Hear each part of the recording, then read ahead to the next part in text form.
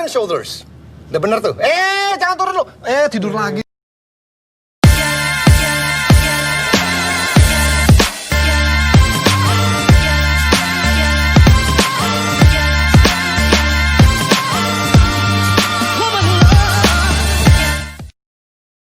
Oke teman-teman sekalian, dari beberapa fundamental properties tadi, kalau kita perhatikan akan muncul beberapa dampak atau akibat yang bisa dihasilkan. Dampak yang pertama adalah munculnya platform digital. Jadi platform digital itu seperti building block yang menjadi penghubung antara berbagai macam produk teknologi, jasa, kemudian provider atau perusahaan dan seterusnya. Platform ini sebetulnya sudah ada dari zaman dulu. Pasar Colombo misalnya, pemilik lahan akan menyediakan tempat, kemudian penjual yang punya barang akan datang ke situ, akan sewa tempat di situ, akan menggelar dagangannya di situ. Kemudian pembeli akan datang ke tempat itu untuk mencari barang-barang yang menjadi kebutuhan dia. Lalu pemilik pasar hanya fokus untuk mencari penjual dan mencari pembeli, kemudian mengurusi supaya pasarnya tetap bersih, kemudian layanannya bagus, kemudian tidak ada copet dan lain sebagainya. Di masa lalu pasar ini menjadi sesuatu yang lazim ya, tetapi cakupannya terbatas karena mungkin hanya orang-orang yang tinggal di radius 3 km atau 5 km dari pasar itu saja yang bisa mengakses. Namun dengan adanya teknologi digital, platform digital itu membuat cakupannya menjadi secara teoritis, secara hipotesis akan menjadi tidak terbatas karena siapapun di seluruh dunia ini selagi dia bisa mengakses internet, dia pasti bisa masuk ke dalam platform digital tersebut. Implikasinya ada banyak, salah satunya adalah perusahaan sekarang cenderung untuk membuat platform daripada membuat produk itu sendiri. Jadi lebih bagus membangun ekosistem seperti yang dilakukan oleh perusahaan-perusahaan teknologi besar seperti Google, Amazon, eBay, dan lain sebagainya. Mereka fokus untuk membangun ekosistemnya, kemudian biar orang lain yang menghasilkan produknya, karena hal ini jauh lebih menguntungkan. Jadi perusahaan hanya fokus untuk mengembangkan digital capabilities, jadi mengurusi platform, mengorganisasikan segala sesuatunya. Jadi perusahaan hanya perlu melakukan konsolidasi desain, kemudian mengendalikan mana yang boleh di-sharing, mana yang tidak boleh di-sharing, bagaimana peraturan yang berlaku di platform digital tersebut. Biarlah penjual atau provider yang nanti akan mengembangkan produk dan layanan yang mereka akan tawarkan. Nah, implikasinya adalah perusahaan-perusahaan platform tadi harus mampu menyeimbangkan antara kontrol, kendali, dengan generativity.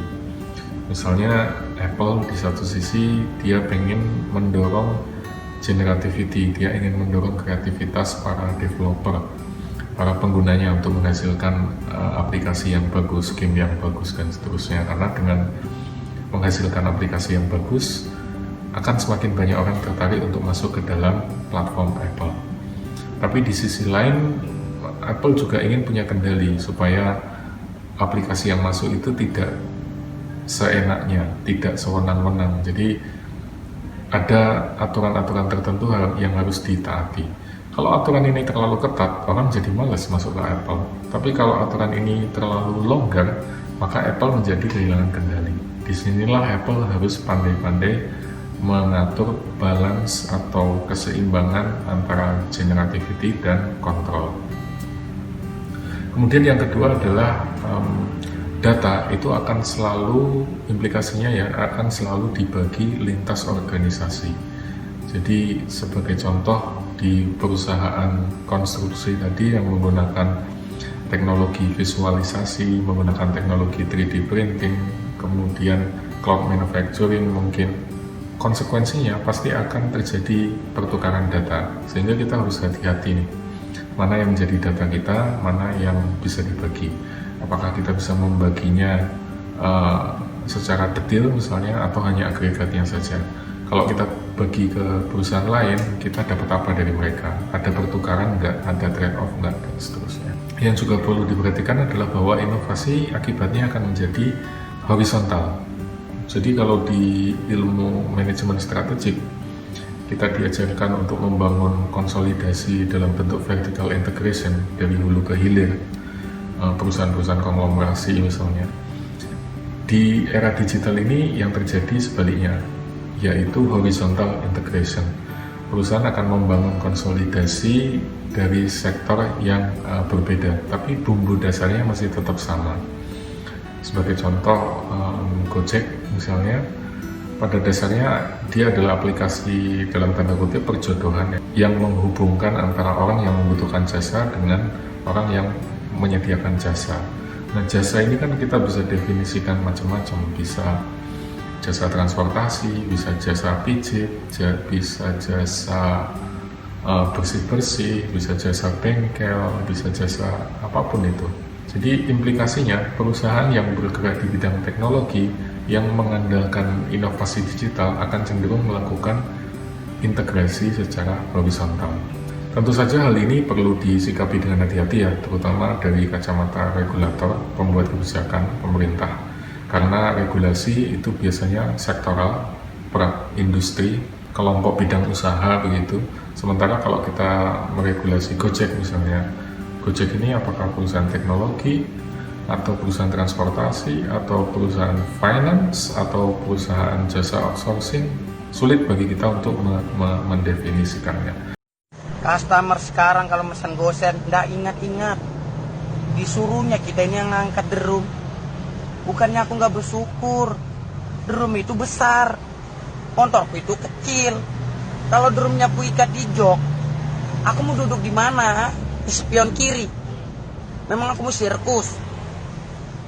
Disuruh cancel marah-marah. Kamu itu mikir dong. Aku ini bawa motor. Kalau aku bawa truk aja, jangankan ngangkat drum, tandon. Itu kolam berenang benua Patra, kalau dipesan pakai gosen, ku angkat itu. Kamu ini nggak pernah nonton film Ajab kali? Mau nanti kalau pas mati, mayatnya diantar pakai gosen kali?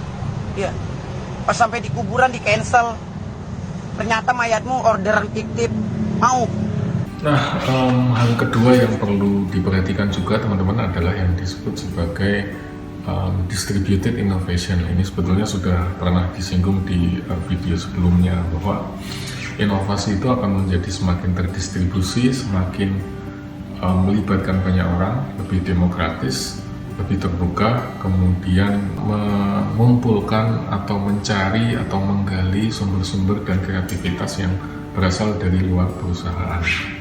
Hal ini dilakukan karena sumber inovasi, kreativitas atau knowledge, pengetahuan itu akan semakin terspesialisasi dan seringkali perusahaan nggak punya. Jadi dia harus sourcing atau mengambil dari luar perusahaan. Implikasinya macam-macam, karena salah satunya adalah bahwa pengetahuan itu, sumber daya itu akan menjadi semakin heterogen. Ini juga sudah disinggung di video sebelumnya. Lalu akan sangat integral, bermacam-macam, terpecah-pecah. Informasi, pengetahuan itu akan menjadi semakin terdiversifikasi, bermacam-macam, bentuknya berbeda-beda dan seterusnya, sehingga butuh kemampuan lebih untuk mengkombinasikan itu semua dengan baik. Lalu yang kedua, kita juga harus punya spirit untuk berinovasi sama-sama. Jadi sebuah perusahaan yang ingin berinovasi, maka suppliernya, partnernya, vendornya, semuanya juga harus ikut bisa berinovasi. Kalau enggak ya menjadi perusahaan itu sendiri yang kemudian akan menjadi tidak inovatif.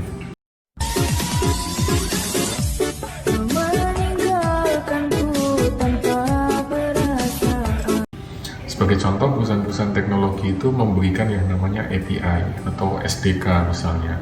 Hal ini memungkinkan perusahaan lain, pengembang, developer, atau pembuat software yang lain untuk membantu membangun ekosistem yang dimiliki oleh perusahaan tadi dengan cara mengembangkan game, mengembangkan aplikasi, atau fitur-fitur dan lain sebagainya. Karena selama punya API, selama punya SDK, mereka bisa membuat aplikasi yang nanti akan kompatibel dengan ekosistem perusahaan tersebut. Kemudian hal ini akan menciptakan polarisasi, Jadi inovasi digital itu akan membuat polarisasi yang sangat jelas. Ada pemain yang sangat besar sekali, dominan sekali. Kemudian ada pemain yang sangat kecil sekali, yang disebut sebagai long tail.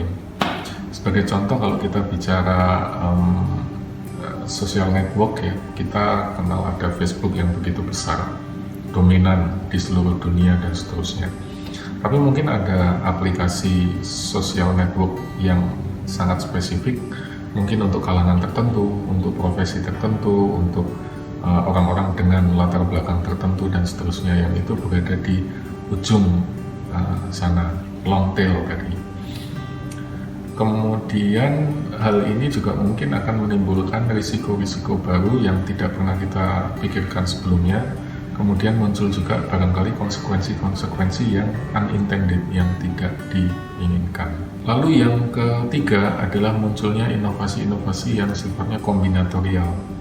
Seperti yang tadi saya contohkan, jam ditambahkan dengan chip akan menjadi smartwatch.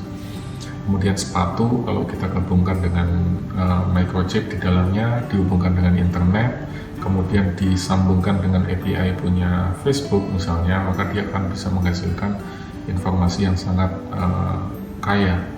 Jadi bisa menghasilkan, misalnya saya habis lari berapa jauh, kemudian bagaimana kondisi kesehatan saya, kemudian siapa teman-teman saya yang ikut lari pada saat itu, kemudian siapa orang-orang yang mungkin pernah lari dengan track yang sama tapi dengan kondisi yang berbeda dan seterusnya. Semuanya bisa dianalisis, dikumpulkan. Kemudian kalau misalkan saya post di media sosial saya, maka alat tersebut bisa mengumpulkan social media conversation yang dihasilkan dari situ. Nah, implikasinya ada banyak, karena salah satunya adalah struktur inovasi, struktur artefak akan menjadi semakin modular. Komputer saja contoh paling mudah, sebuah sistem yang sangat modular. Prosesornya bisa datang dari Intel, monitornya bisa dari Samsung, kemudian keyboardnya mungkin dari Logitech, mouse-nya dari Microsoft, kemudian harddisknya dari Western Digital dan seterusnya. Tetapi ketika itu digabungkan jadi satu, akan menjadi sebuah sistem yang bagus. Kemudian kalau kita ingin bikin komputer untuk office, untuk perkantoran, kombinasinya seperti ini. Kalau kita ingin bikin untuk game, entertainment, kombinasinya seperti ini. Kemudian kalau kita ingin buat untuk edit video misalnya, multimedia, kombinasinya seperti ini. Modul-modul yang ada di dalamnya akan berbeda antara satu dengan yang lain, tapi strukturnya relatif sama. Sehingga hal ini memungkinkan perusahaan-perusahaan lain untuk fokus untuk melakukan spesialisasi. Misalnya ada perusahaan yang hanya bisa membuat harddisk saja, tapi dia sangat capable untuk membuat harddisk yang semakin bagus, semakin tahan banting, semakin murah, kapasitasnya makin besar dan seterusnya. Nanti inovator yang berada di balik big tech tadi hanya perlu mengelola platformnya, kemudian mengumpulkan modul-modul tadi sehingga bisa menghasilkan sebuah sistem, menghasilkan sebuah produk inovasi baru yang sangat baik. Kemudian ekosistem ini tentu saja harus dipupuk, harus dipelihara. Jadi perusahaan harus mampu menciptakan situasi atau lingkungan yang kondusif supaya banyak developer yang mau bergabung, banyak orang yang mau sharing data, mau sharing source code untuk membuat aplikasi dan lain sebagainya. Karena dari sini akan muncul yang disebut sebagai serendipity. Jadi momen-momen untuk aha momen yang nanti akan mendorong terciptanya inovasi-inovasi lain. Kemudian yang juga perlu diperhatikan adalah bahwa hal ini mungkin akan menciptakan adopsi inovasi yang tidak mengikuti kurva S. Jadi inovasi umumnya akan bergerak lambat di awal, kemudian mulai masuk majority, kemudian stagnan. Tapi dengan adanya combinatorial innovation ini, barangkali nanti inovasi akan bersifat sangat sulit untuk diprediksi. Bisa jadi sesuatu produk akan langsung viral, ngehits, tapi terus hilang. Bisa jadi dia akan mengikuti pola-pola lama, tapi tetap bertahan di atas.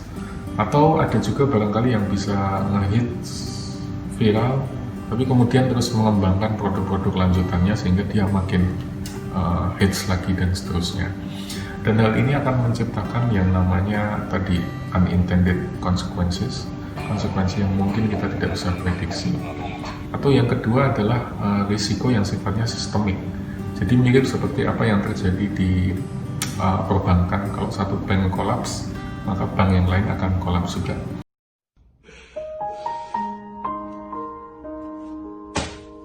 Di sektor teknologi juga demikian.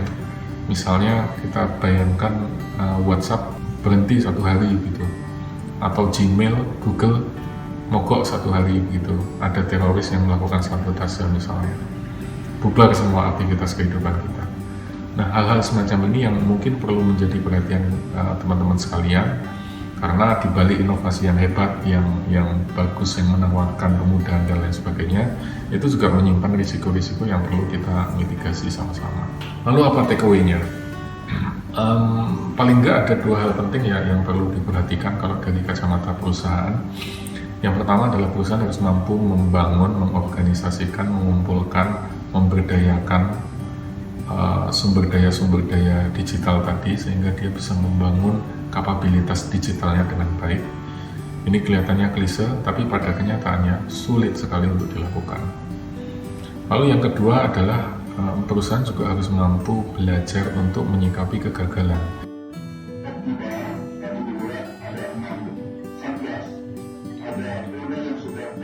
Karena inovasi tadi semakin sulit diprediksi, kesuksesan itu mungkin tidak mengikuti pola-pola lama, segala sesuatunya tidak selalu bersifat linear, berurutan, tapi mungkin bisa melompat, mungkin bisa mandek, mungkin bisa mengulang mundur lagi dari awal dan seterusnya, sehingga perusahaan harus mampu untuk menyikapi manakala kegagalan itu terjadi.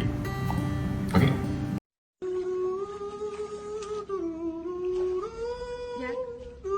Jack, ¿por qué te estás poniendo frío? Jack, ¿por qué estás frío? Jack, ya contéstame. Jack, Jack, Jack.